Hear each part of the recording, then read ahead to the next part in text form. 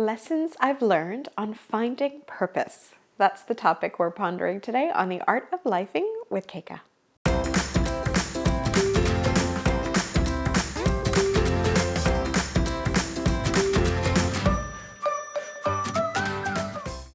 As a marketer for 23 years, I have followed a particular process when it comes to the work I've done in business. So number one, we identify a problem, we brainstorm a solution for it, we then sell in that solution and that program to our client, we execute on our plan, which usually never goes exactly as planned, but we sort of, go with the flow.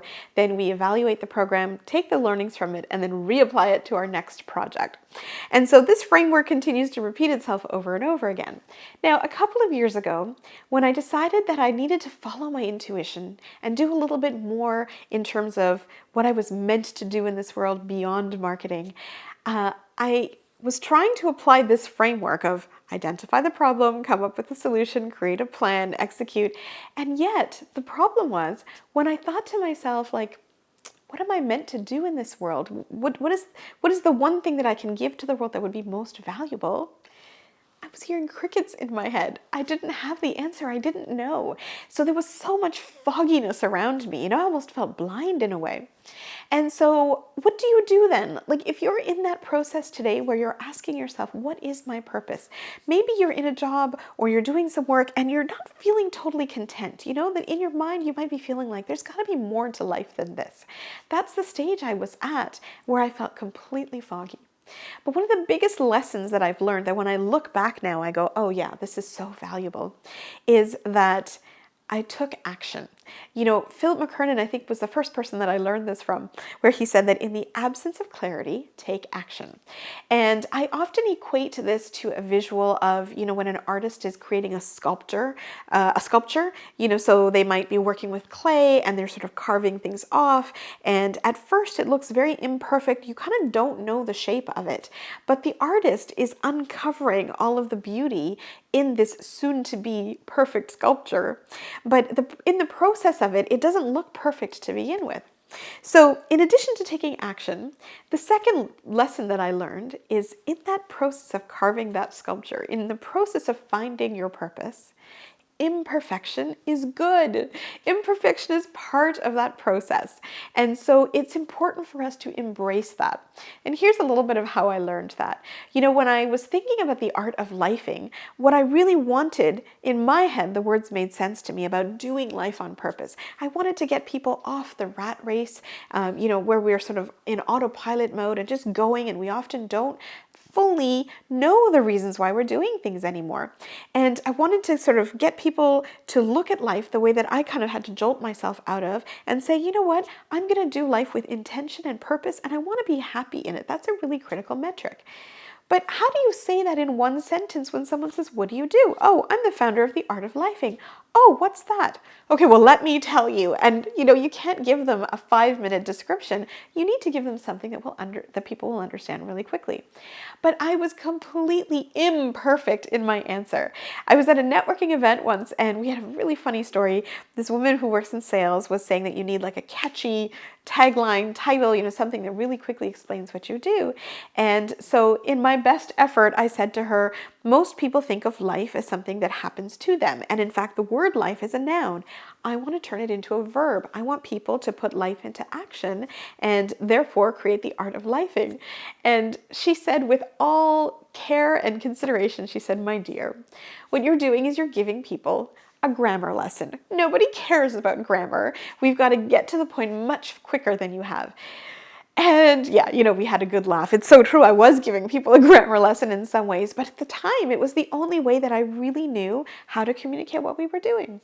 And, I used to constantly say that I want people to do life on purpose because I want them to use that intention. And somebody came to me afterwards and said, what if you talked about doing life on your own terms, like creating your own rules? I thought, well, yeah, that's actually pretty good. So that became an evolution of my messaging. And so that's lesson number 3 that I wanted to share is that, when we have a solution in the moment as we're trying to find our purpose, we might be like, well, I think it's this. we sometimes tend to think of it as the final destination. Like this is where I've landed. We've landed on the moon. There's nowhere else to go from here. Here we are. That's actually not the way that this works. When we're trying to find our journey through our purpose, each of these milestones are stepping stones. So it's important to celebrate each moment, however imperfect it is. But the goal is to understand that this is just one part of the process, and things will get better and more clear and will evolve as we keep asking those questions, as we keep taking action, even when we're totally unclear. So just yesterday, I was talking to a friend of mine, and she had said, what are the top 3 things you're known for? Too many people give you a really long list of these are all the things I can do. And she said, if you want to build a brand, as we know, you have to really focus on your top 3 things. So I started to write out what I thought were the 3 things that I do. And I said, well, number 1, through my journey, and as I'm sharing this with the lessons I've learned, I help people break free from a life on autopilot mode. And number 2, I then help people discover what their gift is inside of them so that they can step into that power to really then be able to give that gift to people. In essence, that's what I'm trying to do with my own journey, and I'm hoping that people who follow the Art of Lifing will go on that journey themselves too, so we can do it collectively together. And then number 3, through my corporate workshops and my school workshops, what I really try to do is I help each individual recognize that power that they have, recognize the unique gift that they have in the world, and then I help them to give that gift of themselves to the world through positivity. So through gratitude, through empathy, through quiet leadership, to be able to then positively spread their gift to other people. So I help people break free from autopilot mode. I help them discover the gift that they can give to the world, and then I help them give that gift to others by stepping into their power with positivity. Okay, it's still a lot of words, and I know that I'm still not there, but I'm celebrating that milestone today because I feel like I've taken one step further.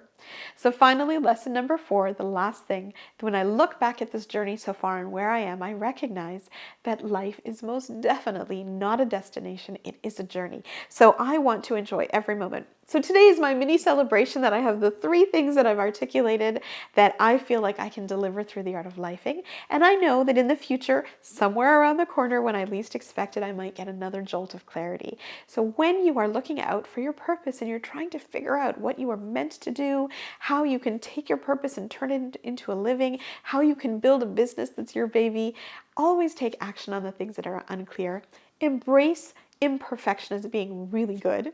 Recognize that you're not landing at a destination just in the moment now, but these are stepping stones and you're going to keep evolving. And then enjoy the journey as you go because it's not a destination.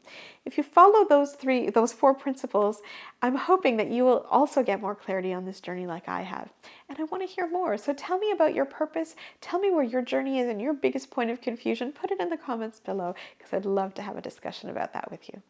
Thank you so much for watching this video. Please like it, comment on it, and share it with someone you love.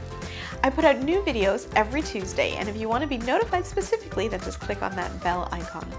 Thank you so much for joining us on this journey, and I'll see you next time.